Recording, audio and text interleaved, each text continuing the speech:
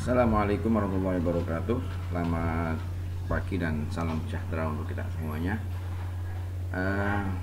Masih di channel saya, terutama di channel Mantri Ngapak ini. Kali ini saya ingin mengeksplorasi kembali tentang standar akreditasi puskesmas yang 5 draft. Dia tahu bahwa ada 5 bab yang ada di draft standar akreditasi. Yang pertama adalah mengenai KMP, yang kedua adalah mengenai UKM, yang ketiga adalah UKPP, yang keempat adalah PPN, dan yang kelima adalah mengenai mutu. Kita awali dari bab 1. Di sini kita coba eksplorasi bab 1, atau judulnya itu adalah kepemimpinan manajemen puskesmas. Kita coba untuk satu puskesmas saya explore ya. Bab 1 itu ada 7 standar ya. Bab 1 ada 7 standar. Standar pertama adalah mengenai perencanaan, standar kedua adalah mengenai tata kelola puskesmas, standar 3 adalah mengenai persediaan SDM, keempat adalah mengenai MFK, kelima adalah pengelolaan keuangan, yang keenam adalah mengenai pengawasan, pengendalian, dan penilaian kinerja puskesmas, dan yang ketujuh adalah peran dinas kesehatan melalui tim TPCP. Kita awali dari bab 1. Di sana ada 2 kriteria. Kriteria pertama adalah perencanaan itu sendiri, dan kriteria kedua adalah mengenai akses ya. Kita buka yang pertama mengenai perencanaan.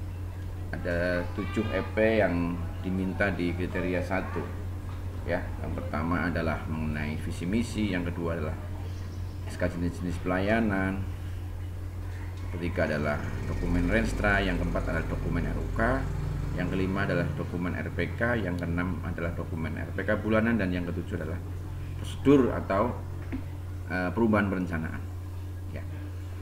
Jadi ini EP-EP yang ada 7 EP itu dan dokumen-dokumen yang diminta. Akan tetapi mungkin saya sampaikan kepada seluruh pemirsa bahwa kita jangan pernah terjebak hanya yang diberitakan di EP, tetapi kita harus membaca pokok pikiran yang ada di puskesmas. Contohnya di bab 1 standar 1 kriteria 1 EP 1. Memang yang diminta itu adalah SK tentang visi misi tujuan tata nilai. Tetapi kalau lihat judulnya itu kan kriterianya perencanaan. Bagaimana mungkin kita akan melakukan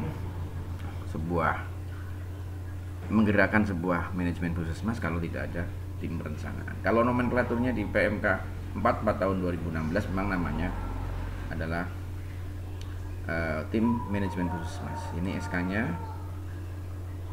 Ini SK-nya ya. Ini SK tim manajemen puskesmas. Kebetulan ini puskesmas Artipala, ini konsiderannya menimbang seperti ini ya. Kemudian yang kedua mengingatnya seperti ini. Jangan lupa di sini nanti ditambahi lagi di sini mengenai PP ya, peraturan pemerintah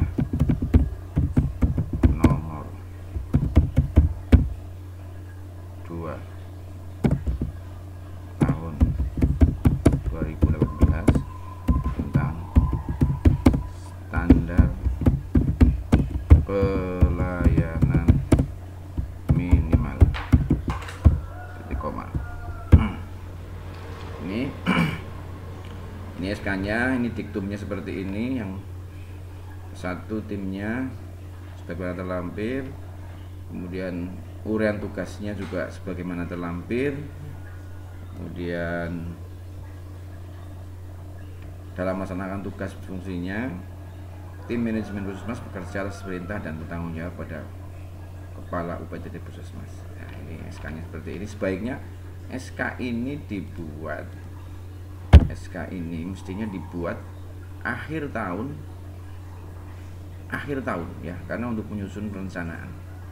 Jadi setelah ada evaluasi kinerja dan sebagainya, Kalaupun awal ya sebelum RPK disahkan. Ini timnya, silakan penanggung jawab, kemudian ketua, wakil ketua, sekretaris, silakan. Terus kondisional aja sesuai dengan kebutuhan. Ini urian tugasnya ya. Di antaranya ini menyusun renstra, menyusun PTP. Di dalam PTP itu ada RUK dan RPK ya. Ini nah, kemudian kita kembali ke visi misi ini. Nah, ini visi misi Puskesmas ya. Visi misi Puskesmasnya saya yakin semua Puskesmas memiliki visi misi, tujuan dan tanda nilai Puskesmas. Ini SK-nya demikian. Tapi jangan lupa guys, bahwa visi misi ini harus ada pembahasan. Jadi sebelum visi misi ini ditetapkan ataupun mereview visi misi, itu harus ada bukti review atau penyusunan visi misi ya, seperti ini ya. Jadi SK ini tidak berdiri sendiri, tapi ada bukti penyusunan atau bukti review dan bukti diinformasikan ini ya, baik lintas program maupun lintas sektor secara periodik ya. Jangan lupa ketika paparan di Linsek atau di Linprog itu kepala Puskesmas pasti akan selalu menyampaikan tentang visi misi tujuan dan tanda nilai Puskesmas. Ini visi misinya, silakan diisi sendiri ya, visi misinya. Nah, yang penting bukti bahwa visi misi itu sudah diinformasikan kepada karyawan ataupun ke lintas sektor. Kemudian kita naik ke EP2. Di sana ada SK jenis-jenis pelayanan ya, yang diminta SK jenis pelayanan.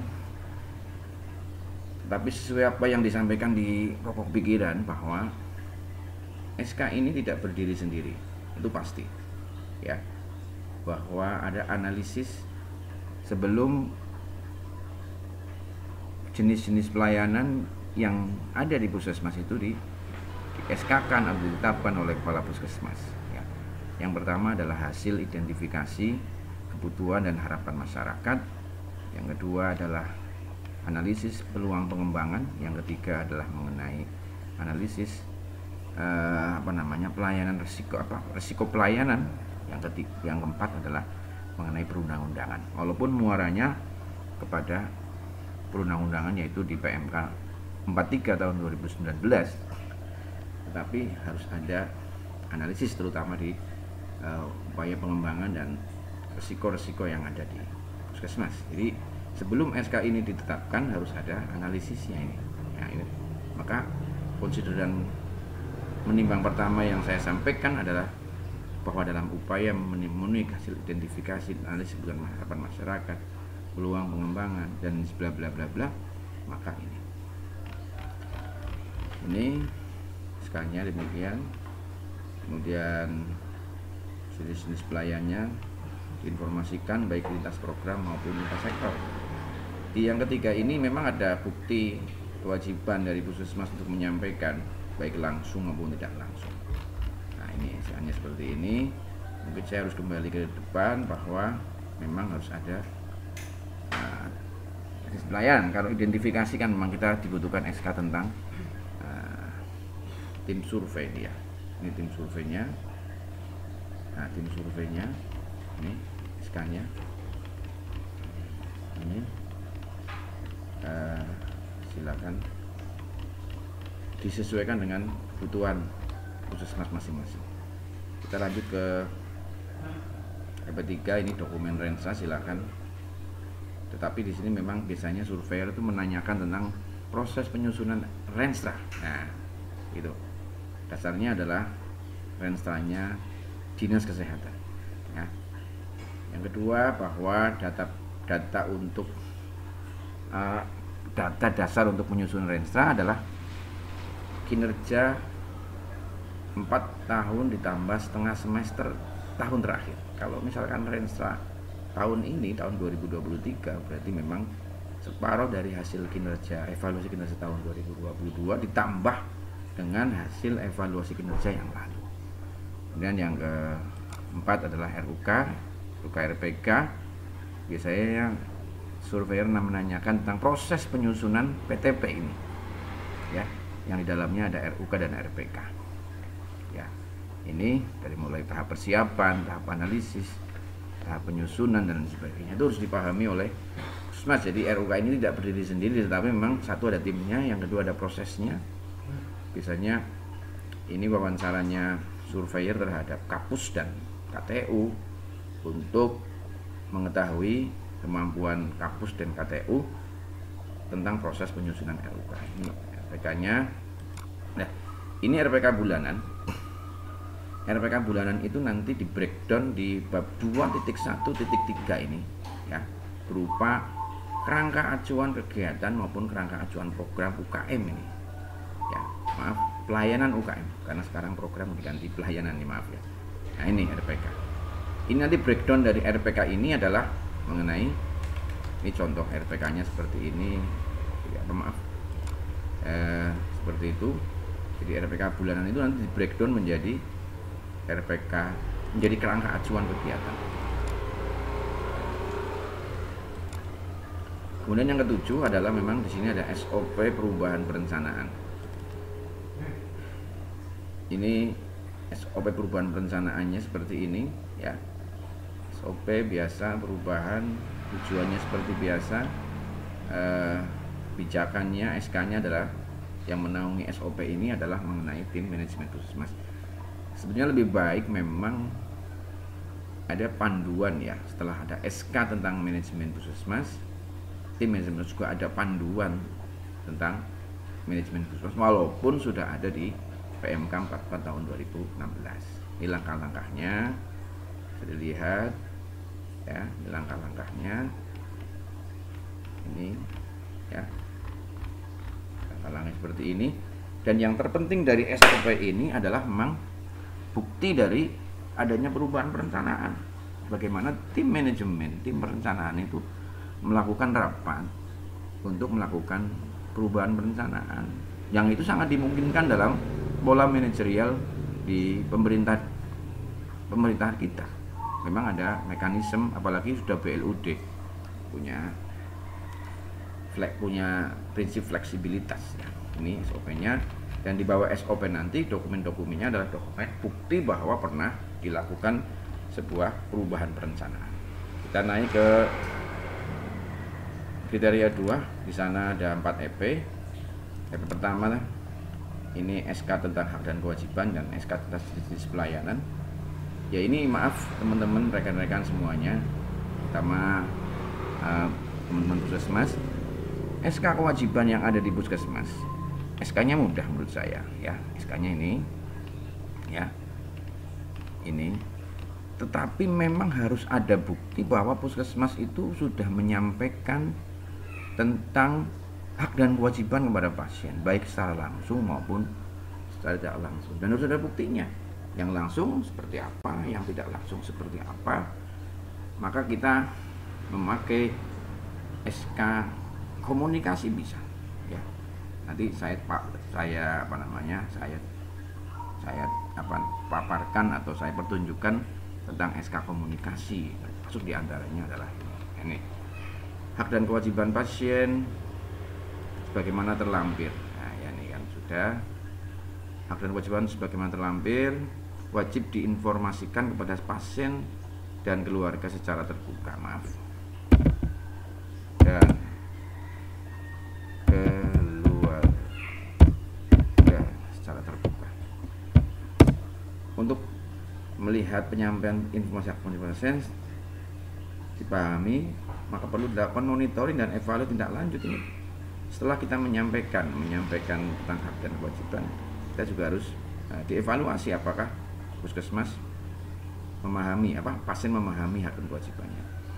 Sebelumnya di general consent itu sudah ada, ketika disodori general consent kemudian pasien suruh membaca tentang pasien-pasien baru, maka general consentnya ditandatangani. Itu artinya sebagai bukti bahwa pasien dan keluarga sudah memahami hak dan kewajiban, karena di dalam general consent sudah ada hak dan kewajiban. Atau pakai leaflet atau pakai penyuluhan secara langsung. Cuma kalau kayak gitu kan evaluasinya cukup susah ya. Kemudian kita meningkat kepada EP2 ini ya, makanya ini panduan, makanya tadi mohon maaf bagaimana ada SK komunikasi tadi, menyampaikan salah satunya adalah menyampaikan ini, maaf, ini SK-nya ganti laptop jadi seperti ini, tapi intinya seperti ini ya SK-nya ya. Ini SK komunikasi melalui bla bla bla di sini ya, maaf. Kemudian ini S panduan komunikasinya ya, panduan komunikasinya ini ya.